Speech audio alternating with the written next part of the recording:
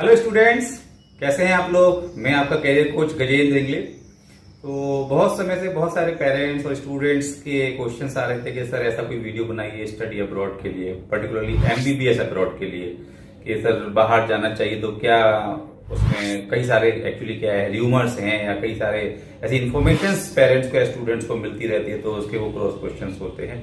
तो चलिए ऐसे ही कुछ पॉइंट्स पर डिस्कस करेंगे कि भाई बाहर पढ़ने जाना चाहिए या नहीं जाना चाहिए, नहीं जाना चाहिए तो क्यों नहीं जाना चाहिए, और जाना चाहिए तो क्यों जाना चाहिए। जैसे हम इंडिया में जानते हैं कि बहुत सारी यूजीसी रिकॉग्नाइज्ड यूनिवर्सिटीज भी होती हैं, बहुत सारी फर्जी यूनिवर्सिटीज भी ओपन हो जाती हैं। तो हो सकता है कि सेम अदर कंट्रीज में भी हो। तो ऐसा कुछ नहीं है कि सभी डिग्रीज बोगस होती हैं। आप बिल्कुल देख लें, यदि कोई ऐसी यूनिवर्सिटी है जिसको वहां के गवर्नमेंट के सर्टेन डिपार्टमेंट ने अप्रूवल नहीं दिया है तो वो डिग्री खराब ही होगी।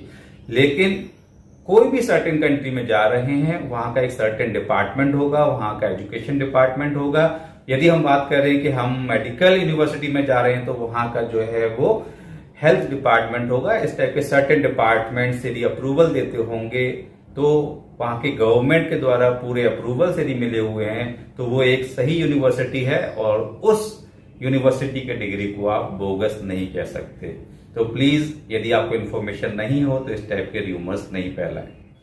एक और पॉइंट जिसपे बहुत सारा लोगों के डिस्कशंस चलते हैं कि भाई चलो वहां की डिग्री तो आपने कर ली, वहां पर डिग्री वैल्यूएबल भी है, वहां की डिग्री वैलिड भी है, सब है, लेकिन इंडिया में आके वो डिग्री कागज का पन्ना रह जाती है, उसका कोई मतलब नहीं निकलता है। कारण है कि वहां से आने के बाद लोग एमसीआई टेस्ट नहीं निकाल पाते। एक्चुअली एमसीआई स्क्रीनिंग कुछ नहीं, earlier there was an examination FMG foreign medical graduate examination था।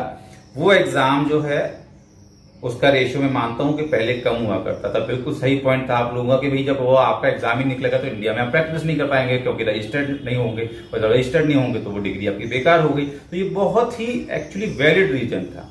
लेकिन मैं आपको बता दूं कि पहले इस पर्टिकुलर एग्जाम का जो रेशियो था पास होने का स्टूडेंट का बहुत कम था। उसका कारण भी ये था कि मैं आपको बता दूं कि पहले वहां पर इस टाइप से कोई इस चीज का प्रिपरेशन भी नहीं कराते थे कि भाई यहाँ पे आके टेस्ट देना है तो उसका प्रिपरेशन हो।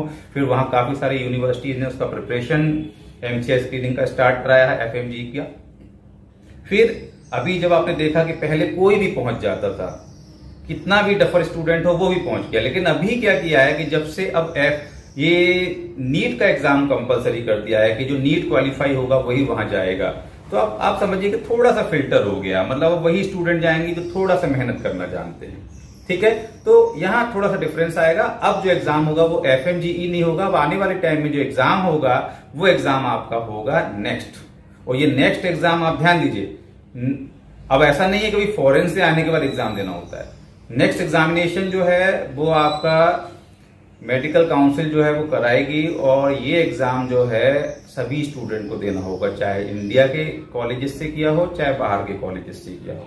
तो ये नेक्स्ट जो है एग्जाम क्लियर करने के बाद ही आपको जो है रजिस्ट्रेशन होगा, आपका वैलिड डॉक्टर कहलाएंगे। तो ये सबके लिए है, बहुत बड़ा इशू नहीं है। पहले मैं मानता हूं कि रिजल्ट कम होता था, लोग पास नहीं कर पाते थे, लेकिन धीरे धीरे क्वालिटी में इंप्रूवमेंट हो रहा है। और अभी तो ऐसे कॉलेजेस भी हैं जिनका 60-70% तक भी जो है वो 20 में ऐसा रिजल्ट आया था एफएमजीई का। एक और पॉइंट आता है कि सर वहां पर तो एजुकेशन का स्टैंडर्ड बहुत घटिया है, बहुत ही लो स्टैंडर्ड एजुकेशन है।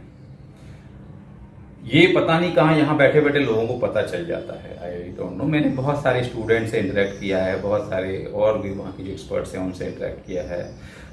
डू यू नो, वहां जो कॉलेजेस हैं उसमें स्टूडेंट टीचर रेशियो जो रहता है, टीचर स्टूडेंट रेशियो जो रहता है, आपको पता है 10:1, 8:1, 12:1, मतलब 8, 10, 12 बच्चों को बैठाल कर एक टीचर सेपरेटली पढ़ाता है। कैसे आप कह सकते हैं कि वहां एजुकेशन का क्वालिटी नहीं है? क्या आपको पता है कि वहां पर आपको 100% अटेंडेंस चाहिए?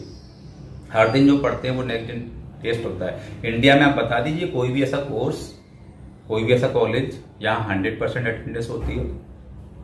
तो जब 100% अटेंडेंस आपकी रहेगी तो डेफिनेटली आप समझ लीजिए कि कितना क्वालिटी एजुकेशन वो आपको दे रहे हैं। जो आप यहां पढ़ते हैं बुक्स, एनाटॉमी आप BD चौरसिया यहाँ पढ़ते हैं, वहाँ पे भी वही पढ़ते हैं। इंद्रदेव सिंह का हिस्टोलॉजी पढ़ते हैं, गायटन का फिजियोलॉजी पढ़ते हैं। सेम बुक्स, सेम स्टैंडर्ड के कंटेंट्स आप यहाँ पढ़ते हैं, सेम वहाँ पढ़ते हैं। और वहाँ तो सब्जेक्ट ज़्यादा हैं, कुछ आपको इकोनॉमी और जियोग्राफी और ये सब चीज़ें भी थोड़ा पढ़ना पड़ता है वहाँ पर, एडिशनल सब्जेक्ट्स हैं। तो कैसे कह सकते हैं कि क्वालिटी वहाँ का स्टैंडर्ड जो है या क्वालिटी एजुकेशन का अच्छा नहीं है? मेरे को तो लगता है वहाँ का क्वालिटी शायद ज़्यादा अच्छा है। तो क्वालिटी, ये क्वालिटी है जो मैं बता रहा हूँ। चलिए अब नेक्स्ट पॉइंट पे आते हैं। एक बहुत बड़ा कंसर्न पेरेंट्स का रहता है कि विदेश की हवा, विदेश की हवा खराब है, बच्चे बिगड़ जाते हैं। मतलब विदेश में तो बच्चे होते ही नहीं है, वहां पर क्या है, मतलब पेरेंट्स, बच्चे तो वहां होते हैं ना, वो क्यों नहीं बिगड़ते? और भी कंट्रीज के बच्चे जाते हैं। एक बेटर ट्रुथ मैं आपको बताता हूँ कि इन जो कंट्रीज में जो स्टूडेंट्स हैं मेडिकल की स्टडीज़ के लिए जाते हैं, वो गल्फ से भी जाते हैं, अफ्रीकन कंट्रीज से भी जाते हैं, एशिया की भी वो कंट्रीज से जाते हैं। एक्चुअली बिगड़ने वाले स्टूडेंट में सबसे ज़्यादा स्टूडेंट्स शायद इंडिया के ही होते हैं। तो गलती किसकी है? गलती आपकी है।